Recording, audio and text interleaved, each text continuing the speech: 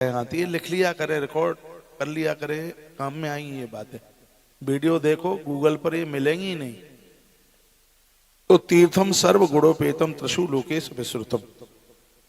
अंकलेश्वर एक ऐसा तीर्थ है जो तीनों लोकों को पाताल लोक, मृत्यु लोक और ऊपर का लोक, सत्य लोक, तीनों को ये पवित्र कर रहा है। लिखा है तीर्थम सर्व गुणोपेतम।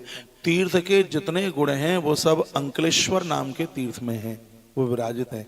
तीर्थ के जितने त्रिषु लोकेश विश्रुतम, इसका विस्तार तीनों लोकों में, इसकी महिमा तीनों लोकों में।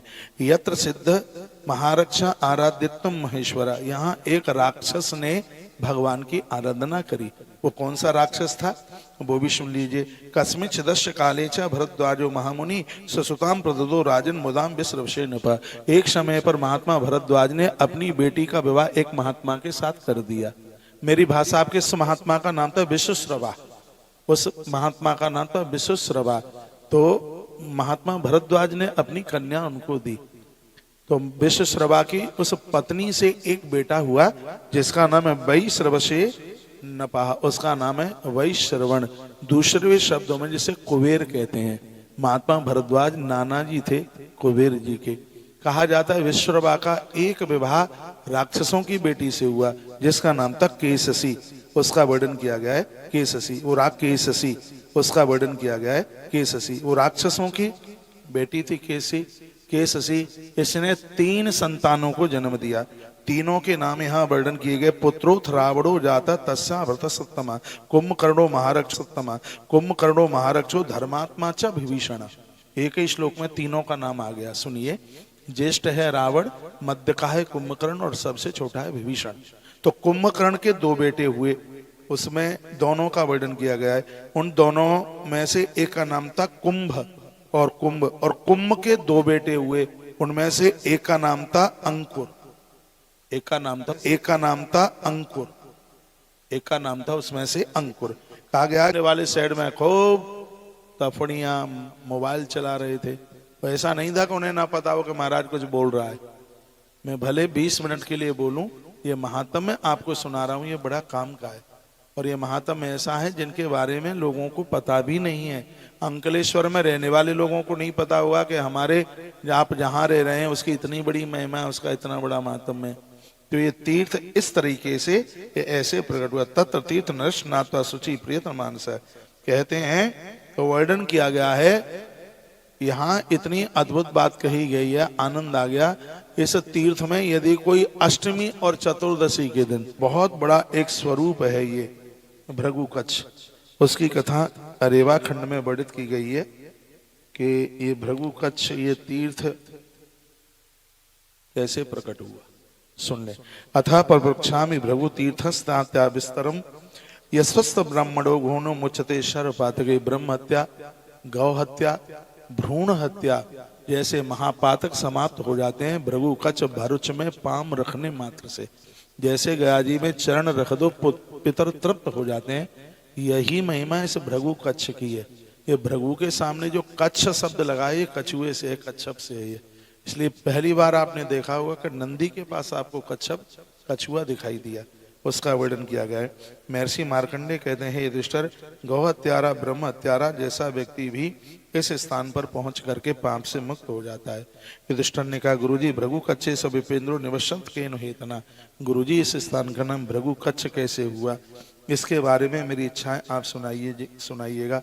ब्राह्मण भृगु ने किस कारण से भृगु कच्छ में यहाँ निवास किया, इसका नाम भृगु कच्छ कैसे हुआ, इसके बारे में बताएं।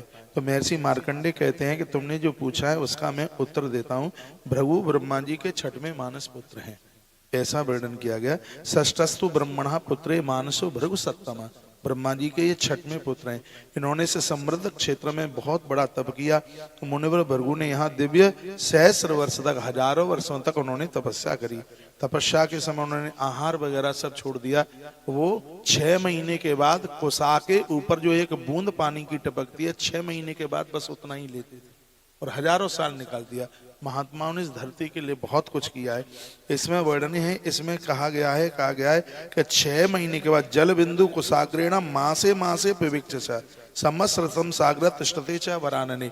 ये कथा भगवान शंकर ने महादेवी उमा को भी सुनाई है कहते हैं कि वो 6 महीने के बाद में भृगु जी कुसा के ऊपर टपकती हुई एक बूंद पानी की, बस वो वही लेते थे। उन्होंने इतना तप किया।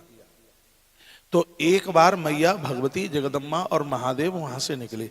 महात्मा के ऊपर दीमक लग गई थी, उसमें से प्रकाश फूट रहा था। तो मैया ने कहा भोलेनाथ से, आप थोड़ा सा रुकिए, ये प्रकाश का ही चीज का है। तो भगवान शंकर बोले, यहाँ एक महात्मा तप कर रहे हैं जिनका नाम है भृगु जी, ब्रह्मा जी के छठवें पुत्र हैं। ये उनके तप में से ये प्रकाश निकल रहा है। तो कहा गया कि ये इतने तपधारी हैं, ये किसका ध्यान कर रहे हैं? शंकर जी ने कहा मेरा ध्यान कर रहे हैं। शंकर जी ने कहा मेरा ध्यान कर रहे हैं। कहा तुमने इनको इतना तपा दिया, देह पर दीमक लग गई, तो क्या आप इनको दर्शन नहीं दे सकते? तो भगवान भोलेनाथ ने कहा कि लाखों वर्ष तक तप करें तो भी मैं इनको दर्शन नहीं दूंगा। तो मैया जी ने कहा ऐसा क्यों? तो भगवान शंकर कहते हैं कोई कितना भी बड़ा तपस्वी हो, यदि वो क्रोध करता है तो उसका तप नष्ट हो जाता है। अगले पन्ने पर लिखा है, क्या लिखा है? लिखने लायक बात है। गोविंद गुप्ता जी कहाँ हैं आप? इसमें लिखा है स्त्री विनश्यत गर्वेण। शंकर जी कहते हैं हे उमा, यदि स्त्री गर्भ करेगी तो नारी खत्म हो जाएगी, उसके पुण्य सब क्षीण हो जाएंगे। ये शंकर जी के शब्द हैं। स्त्री विनश्यत गर्भे तपा क्रोधेन नश्यति। कितना भी तपस्वी ब्राह्मण हो, महात्मा हो, यदि वो क्रोध करेगा तो उसका तप नष्ट हो जाएगा। गावो दूर प्रचारेण। गैया जी, गौ माता को दूर की यात्रा कराई जाएगी तो गैया रास्ते में ही खत्म हो जाएगी। भगवान शंकर कहते हैं कोई इतना जीव है, ऐसा वो जीव है, वो लंबी यात्रा नहीं कर सकता, वो लंबे रास्ते को वो तय नहीं कर सकता। भगवान शंकर कहते हैं उसी प्रकार से कोई भी व्यक्ति यदि तामसी अन्न, दूषित अन्न, जिन लोगों की कमाई उल्टी पुल्टी है, ऐसे लोगों का अन्न खाएंगे तो उनका सर्वस्व नष्ट हो जाएगा। ये भगवान शंकर कहते हैं। क्रोधान्वितो दुजो घोरी तेन सिद्धन विद्यते वर्षायुतई तथा लक्ष्य। चाहे 10,000 वर्ष तप करें, चाहे लाख वर्ष तप करें, इन्होंने क्रोध किया है, इसलिए मैं इनको दर्शन नहीं दूंगा। ये मैया से भगवान भोलेनाथ बोले। तो फिर मैया जी ने कहा कि क्रोध कब किया इन्होंने?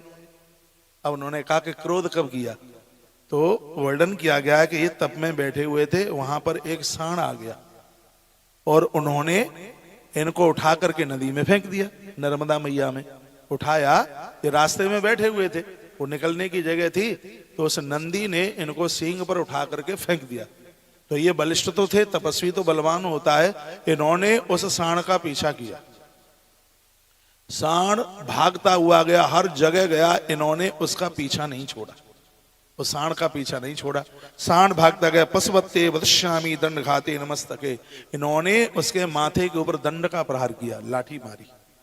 ये शंकर जी कहते हैं भृगु जी ने उस नंदी के सींग के ऊपर, उसके मस्तक के ऊपर पशुपत्ते वदश्यामी दंड घाते नमस्तके, उसके मस्तक के ऊपर आघात किया इन्होंने। नर्मदा तट के ये समीप की ही ये बात थी। कहा जाता है कि वह नंदी सब जगह भागा, एक एक जगह गया, लेकिन ये इतने क्रोध में थे, इन्होंने कहा इसको मार के ही मैं शांति लूंगा। वो भागता गया, भागता गया, भागता गया, भागता गया, और उसको कहीं शरण नहीं मिली। ब्रह्मा विष्णु इंद्र चंद्रमा सूर्य एवं वरुण और सबकी उसने शरण ली, लेकिन ये तो इतने तपस्वी थे महात्मा कि उस सांड को, उस नंदी को किसी ने उसको शरण नहीं दी। उसके तत्पश्चात फिर वह मेरी शरण में आया, शंकर के चरणों में, यानी मेरे शरण में वो गिर पड़ा। महादेव, यानी मैंने देखा कि वह वृष परमेश्वरी भृगु द्वारा विद्यमान परेशान है, सभी ने उसको त्याग दिया है, वो अनाथ जैसा हो गया है, जिसको कोई भी त्याग दे उसे मैं नहीं त्यागता। भगवान शिव बोले ऐसा, शंकर जी बोले। तब पार्वती, मैंने फिर उसको बचाने के लिए और वहां पर मैं जाकर के पहुंचा। पश्ये देवी महाभागे समम विप्रश सुंदर। मैंने उस महात्मा को कहा कि ये तुम बिल्कुल ठीक नहीं कर रहे हो, ये तुम बढ़िया नहीं कर रहे हो, इसका तुमने पीछा किया। तो वो कुछ ऐसा ही बोले, वो मुझे भी अच्छा नहीं लगा, इसलिए मैं वहां से उस जगह को मैं छोड़ करके मैं आ गया हूं। मैया जी ने कहा कि तुम्हारे तप के साथ साथ ये मेरा भी भक्त है, मैं आपसे प्रार्थना करती हूँ कि इस महात्मा को तुम्हें दर्शन देना ही होगा। जब मैया जी ने कहा तब भगवान शंकर श्री भृगु जी के सामने जाकर के प्रकट हो गए, बहुत रोए, प्रायश्चित किया। कथा का संदेश है, साधना में क्रोध नहीं, क्रोध से अभी अभी भोलेनाथ ने बात कही, ये करने से नष्ट हो जाता है, नष्ट हो जाता है। तो उन्होंने प्रायश्चित किया, गलती की है उसका प्रायश्चित होना चाहिए। भृगु जी महाराज ने प्रायश्चित किया। कहा क्या चाहते हो? कहा कि भगवान यह कृपा कर दीजिए, एक तो जगत कल्याण के लिए आप यहाँ पर बैठ जाएं, और जो स्वरूप मुझे आपका बहुत अच्छा लगता है उस स्वरूप में आप बैठ जाएं।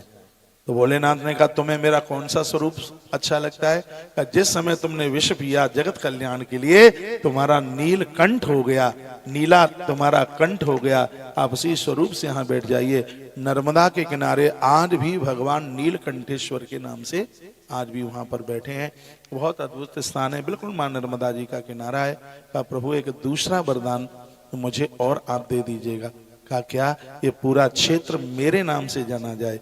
भगवान शंकर ने कहा ऐसा ही होगा। पुरी को बनाने के लिए श्री विश्वकर्मा जी आए, तो भृगु जी महाराज ने कहा कि यह बताइए आप हमें यहाँ कभी विघ्न न आवे, किसी भी प्रकार का ये जगह कभी समाप्त न हो, उसके लिए मुझे कौन से देवता की पूजा करनी होगी? विश्वकर्मा जी ने कहा उसके लिए तुम्हें कूर्म भगवान की, कच्छप भगवान की पूजा करनी होगी। तब भृगु जी महाराज ने भगवान कूर्म देवता का आह्वान किया। बहुत लंबी उन्होंने कूर्म भगवान की तपस्या करी और भगवान कच्छप प्रकट हो गए। मार्कंडी जी लिख रहे हैं कि कच्छप भगवान प्रकट हो गए और रेवया उत्तरे तीरे गंभीरे चार वारुणी प्रागदोष प्रदेशा कोट तीर्थ समन्वतः, जहाँ भ्रुकच्छ क्षेत्र में करोड़ों तीर्थवास करते हैं, वहां पर जब भगवान प्रकट हुए तो भगवान ने कहा कि मांगिए तुम्हें क्या चाहिए। तो उन्होंने कहा कि यहाँ पर रहने वाले व्यक्ति के जीवन में लक्ष्मी की कमी न आवे, धन की कमी न आवे।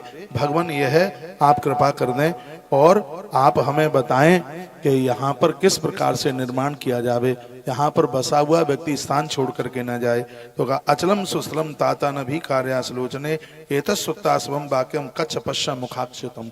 कहा तुमने मेरी शरण ली है, इस धरती पर नीलकंठ भगवान के सामने जो मेरा आकर के दर्शन करेगा उसकी साधना शक्ति लक्ष्मी और समृद्धि बढ़ेगी।